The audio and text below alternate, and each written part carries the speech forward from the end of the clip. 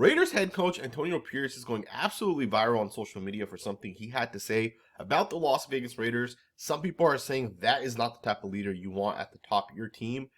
I disagree with it, but I want you guys to listen to it, and we'll talk about it on the other side. Watching, yeah. It's called spade to spade, right? The best team in football against the worst team in football. Let's change the narrative, right? Let's go out there and make it a dog fight. Let's make it ugly. Let's make it scrappy. It's Black Friday. Let's create a little chaos. Let's get back to Raider football and have some fun and some personality. Let it loose. So Antonio Pierce is basically saying that the Las Vegas Raiders are the worst team in the NFL, and they're about to play the best team in the NFL. And to me, I have no issue with this. Some people are saying that Antonio Pierce should not have said the Raiders are the worst team in the NFL. Some people are saying that it's not what a head coach should do about his own team.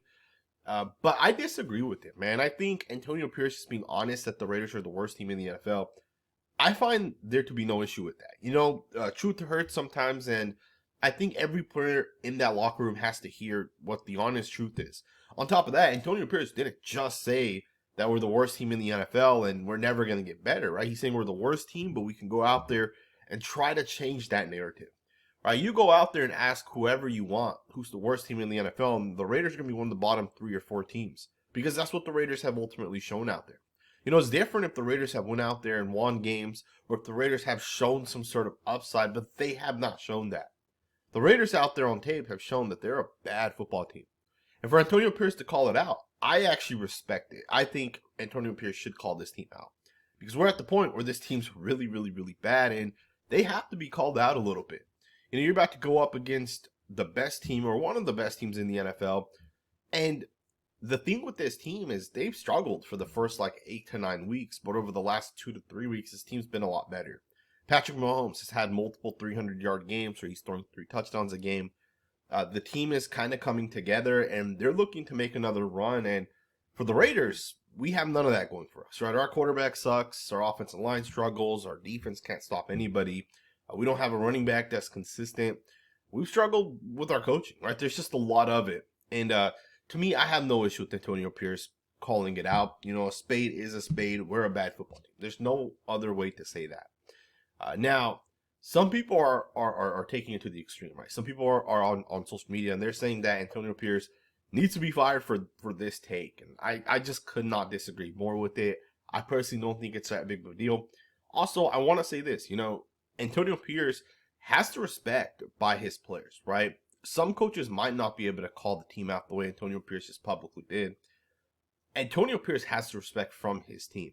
Maxx Crosby will be the first one to tell you that he respects AP. And if AP is saying it, he's saying it ultimately for a reason, right? You can go out there and ask guys like Gardner Minshew or Aiden O'Connell, and if AP is saying something, those guys respect what AP is saying. Right, because AP is that type of coach where you can call someone out and they're going to respect ultimately what he's saying. There are some players that might not agree with it, right? Some players in the past have not agreed with Antonio Pierce. Some of those players aren't here anymore, right? And to me, what AP is saying publicly, no issue with it. I want to know what you guys think about it, but before we end this video, let's talk a little bit about this Kansas City Chiefs game coming up on Friday.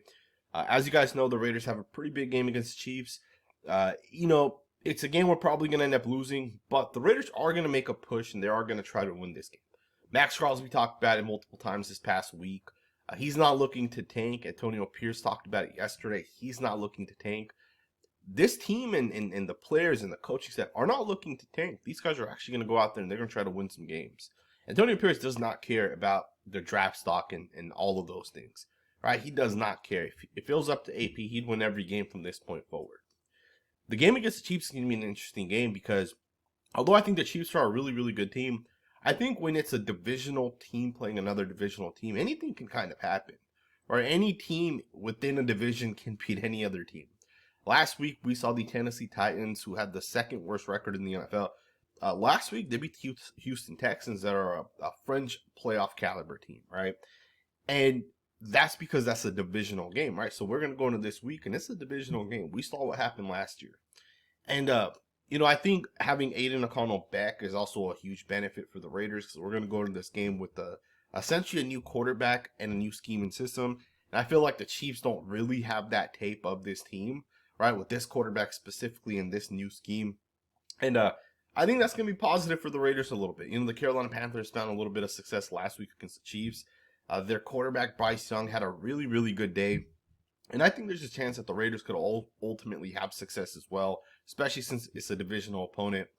And I want to see what the Raiders can do, right? I want to see what they can do for the rest of this season and kind of, show some upside and potential going into next season. I also want to see Sincere McCormick. We saw him last week. He had two really nice runs. One went for 11. I think the other one went for like 18 or 19. He had two really nice runs. I want this guy to touch the ball more this week. Jackson Powers-Johnson officially took over the center position last week. Antonio Pierce told us that Jackson Powers-Johnson will not be the starter going forward. And with that, he came in for his very first official start where he's the actual starting center. And the guy dominated, right? He had arguably his best game of his young career. I want to see these guys just continue to develop. We also saw some guys that didn't look as good, right? DJ Glaze looked really, really bad this past week. Coming up here against the Chiefs, he's going to have a very tough matchup once again. He'll have George Karlaftis, he'll have Chris Jones lining up over there as well. So I want to see how these guys can kind of go up against the Chiefs and what they ultimately show. If the Raiders go out and they get a rookie quarterback, if that's ultimately the plan and that's what they choose to do, that's great. But we got to make sure we're protecting that quarterback. We got to make sure that right tackle can kind of hold his own as we go forward. I want to see some of the younger guys. Tyree Wilson looked really, really good this past week. But was that because of the fact that, he's played the Broncos multiple times? Who knows? Maybe he's turning the corner, right? Let's see what he can do against the Chiefs this week. I want to see what some of these other guys can do, right? We picked up a rookie center who was, I believe, with the Colts just earlier this offseason. We picked him up after like week 1 or 2, and he's looked good as well. And there's some cornerbacks that we picked up, some secondary players, right? So I want to see what these Raiders players can kind of do as we finish this season. Can the Raiders beat the Kansas City Chiefs? I think it's possible that the Raiders beat the Chiefs. Now, do we want to win? I think that's a whole different conversation, which we won't talk about. But let's just take the assumption that the Raiders are trying to beat the Kansas City Chiefs. I think the way you're gonna beat the Chiefs is you got to control the clock. You got to be able to control the clock. You got to be able to run the football and have success running. And then our defense has to do something it hasn't done this entire season, and that is force turnovers. I think the Raiders have forced maybe 2 or 3 turnovers this entire season, and maybe that's wrong, but it seems like we've almost never forced any turnovers this season. The defense forcing turnovers, getting the ball back for the offense in a short distance situation, it's been rare as hell, right? We have not been able to do it. The Raiders got to force some turnovers, right? I think that'll be a big part of the Raiders ultimately having success. So it's going to be an interesting game coming up against the Chiefs. Obviously, it's a short week. At this point, do the Raiders really want to win football games? I think there's a lot of people out there that want to see a competitive game, but then ultimately want the Raiders to lose.